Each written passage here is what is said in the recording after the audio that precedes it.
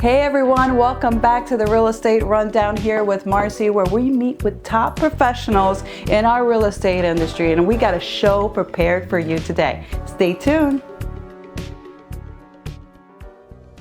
Welcome back everyone to the Real Estate Rundown here with Marcy, where we meet with top professionals in our industry. And today I'd like to introduce you to our next guest, Eric. Hi Eric. Hi, how are you, Marcy? I'm doing great. How are you? Good. Good to see you. Always good to see you. Thank you. Good to have you here. I can't wait to share with our audience what an amazing financial advisor, a wealth advisor. You're just a little bit of everything, helping clients plan ahead, plan their future and investments here in South Florida. Yeah, absolutely. Yeah, so I'm Eric Mathurin. I'm the President and Senior Wealth Advisor at Mathurin Financial. So I've been in financial planning since 2014, but I've been in financial services for almost 20 years now. So I started working for a mortgage company in 2004.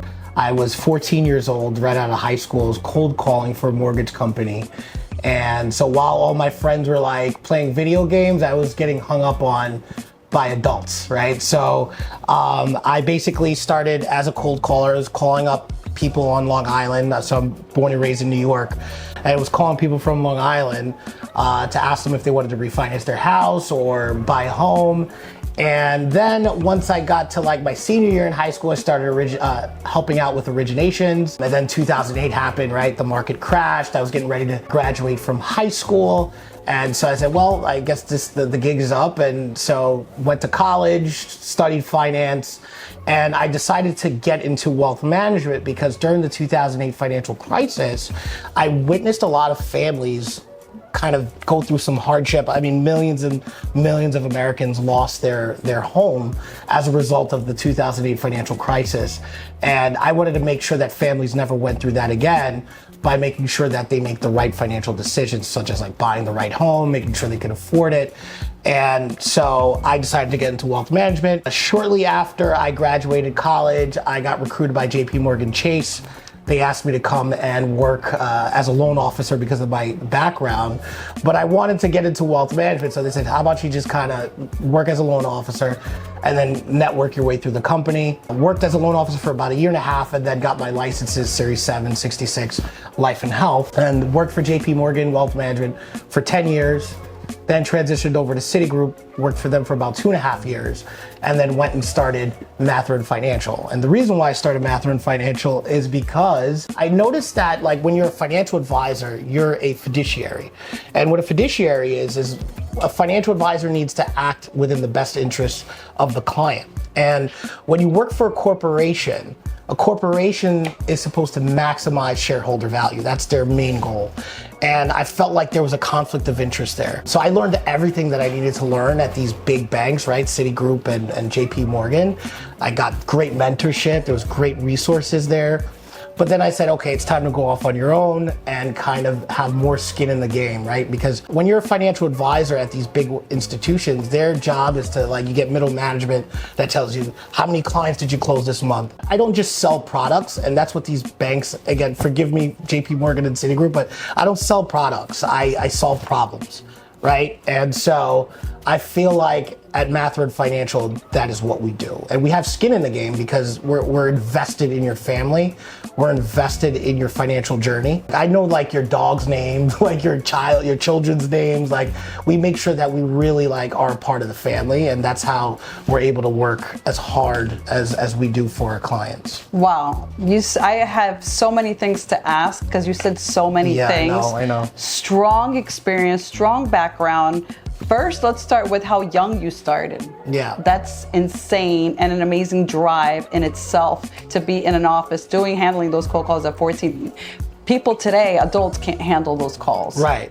So getting that skill, handling a work ethic so young speaks volumes just in itself. Right. So it expresses the passion you have for helping people and what they do in their journey. Yeah, absolutely. I mean, at a young age, when I first started at 14, I didn't know what a mortgage was, right? And so, they give you, we were cold callers, so we get this script and then we start reading it, and that's all we did. And then I'm like, wait, I want to understand this. And so I started asking questions. And I think as a young, teenager, the best thing you can do is ask as many questions as possible. And so that's what I did at a young age. And, I was more so like I won't lie, like at a young age, I was caught up in the glitz and glam of like finance, right? You see the guys with the suits and you get out of their Corvettes or their Porsches, and I'm like, I want that. And well, then that's you. Right. Well, yeah, I guess I'm that guy now. Not really, but then you realize, like, once you achieve it, you're like, well, you start to look for purpose. And I feel like my purpose is to help families, pay for their children's education, pay for their daughter's wedding, or buy their first home or buy their investment property, and so on. I want to loop in the audience here when it comes to financial planning and a financial advisor, or hiring a financial advisor. What does it take? And because a lot of people don't know, they believe maybe I'm not retiring now, I'm young, or I'm this, or I'm that, or I don't have the wealth yet, or I don't have the means yet. But they don't understand how important it is to start fresh, young, and really speak to a financial advisor like yourself to know where to even start. Right. So that's a really good question. So the best time to start building wealth is when you're young, right? Like at 25 years old, if you put like $100 a month to the side and like invest in an index fund, right? Like again, we got to put disclosures at the end of this because I'm giving a little bit of investment advice.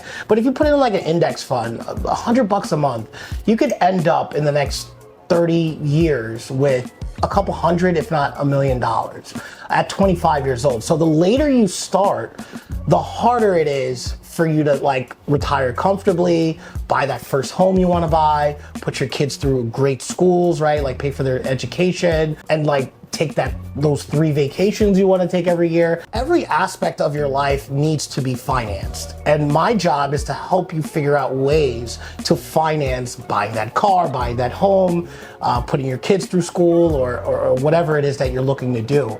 And again, starting young is super important. And a lot of young people, they don't typically worry about that type of stuff. And my job is to try to get out there and educate them. Young people and older people who are already begun their wealth, they feel some sense, well, I only have 100,000 or I only have 250,000 and I need this because I don't know what's going to happen. They're just nervous about reaching out to a financial, and really sometimes finding out where are all your finances going, right? Right. Not in full control, let's be honest, a lot of people. So even with older generations, I find that they're nervous about reaching a financial advisor. So, welcoming them in and saying, hey, give me a call. I can help you, sit down and explain to you where to go. Yeah, absolutely. I think the older generation, they're a little bit better at that. I've learned that like the baby boomers, they're like on it, right? Like sometimes they come over to me and I just see they already have a stock portfolio put together, like from like old stocks, like GE, which is not probably doing well right now, but like AT&T, like they have like all those like dividend generating stocks, and they've done well. But I see the young folks, like the young folks have I think a distrust in the financial system, and rightfully so. But I mean, like I always tell young folks, like, look, you have an iPhone, right? Like you have an iPhone, right? Like, how much did you pay for that iPhone? You paid maybe $1,000 for that iPhone. Like, how many people are paying $1,000 for the iPhone?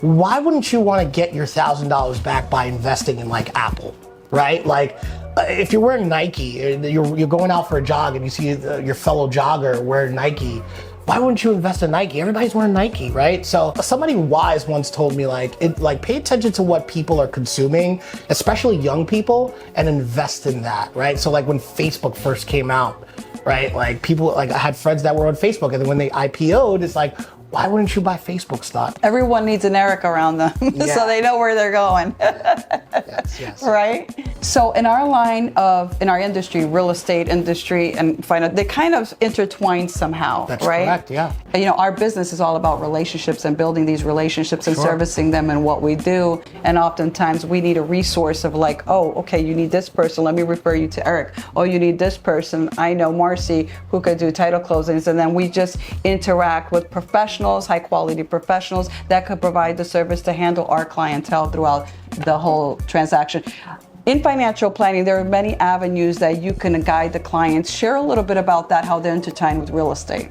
Yeah, so like, you know, a lot of people, when they think of financial planning, they only think about like investments, right? And it's more than that. We look at your insurance, so life insurance, auto insurance, home insurance. We look at all that, and it's goals-based planning. So let's focus on the real estate part, right? So as far as like real estate, like I prepare buyers, first-time home buyers to make sure that they're able to buy their first home like confidently.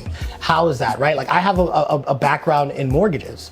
So I know that the underwriter is going to ask for a large deposit explanation. And so I make sure that I go through your bank accounts and make sure that what's going to come up. First-time home buyers, I prepare them for what obstacles they may come across.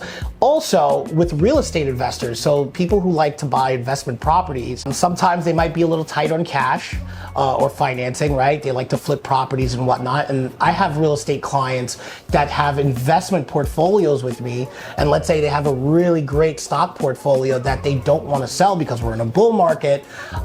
They may want to, or let's say we're in a bear market where the market's down, and so they don't want to sell at a loss. What I could do for them is there's something called securities-based lending, which a lot of people do not know about, where I think some people know you could borrow against your 401k to purchase a home, but you could also borrow against your stock portfolio. So I have avenues that we could go down and talk about how we could give you some financing, like a line of credit against your stock portfolio. So those are good for real estate investors. Those are great. Our audience would definitely love that little advice there because it gives them options and how to find money, how to square, and how to plan for their future, especially the real estate investments. Yeah, for sure. Well, thank you for being here, Eric. Thank Will you share with our audience how they can reach you? Yeah, so you can reach me on Instagram at Mathurin Financial Group, and I'm also, my personal account is Eric Mathurin MFG, and you can also go on www.mathurinfinancialgroup.com. You can schedule a free consultation. Well, thank you for being here. Thank it was a pleasure. You're amazing. And thank you everyone for watching us, and see you on the next one. Bye-bye.